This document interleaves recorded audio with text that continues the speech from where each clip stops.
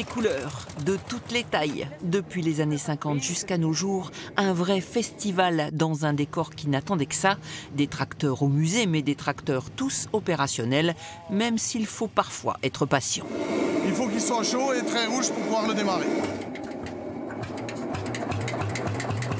Ce tracteur allemand de 1954 est l'un des joyaux de la collection de Jean-Paul, ce passionné capable de vous décrire un moteur, mais aussi de raconter l'histoire de la paysannerie à travers son matériel.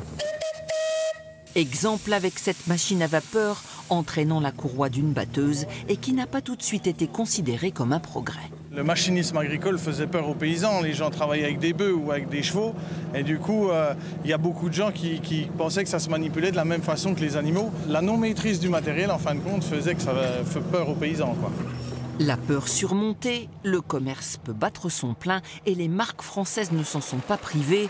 Renault, bien sûr, mais aussi plus proche de nous, Labourier à Mouchard ou encore Millot à Gray. Tous les grands noms de l'automobile s'y sont essayés et la fascination va bien au-delà du monde agricole. Les collectionneurs ne sont d'ailleurs la plupart du temps pas des paysans.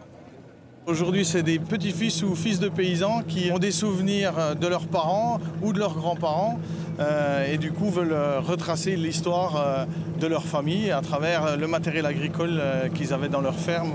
Et va savoir pourquoi les générations se succèdent sans qu'aucun écran vidéo n'ait encore remplacé le bon vieux vroom vroom du tracteur chez les plus petits.